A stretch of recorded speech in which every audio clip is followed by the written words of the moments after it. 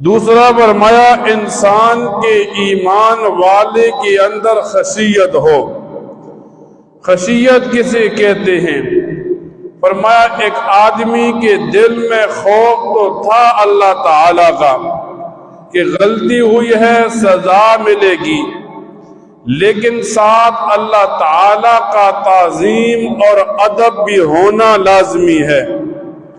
جب آدمی کے دل میں اللہ تعالی کی تعظیم ہوگی کہ اللہ سب کائنات کو بنانے والا ہے، جب انسان کے دل میں محبت ہوگی کہ مجھے اللہ تعالی ساری نعمتیں دینے والا ہے اور مجھ سے آج غلطی ہوئی ہے، اب میں کوشش کروں اس غلطی پر توبہ کر لوں، فرمایا اسے خشیت کہا جاتا ہے۔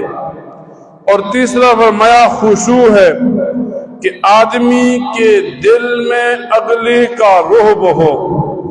آج ہم نماز پڑھنے کے لیے کھڑے ہوئے تو ہمارے دل و دماغ میں یہ بات بیٹھنا لازم ہے کہ ہم رکوع سجدے میں جو عاجزی کر رہے ہیں وہ صرف اللہ تعالی کے سامنے کر رہے ہیں۔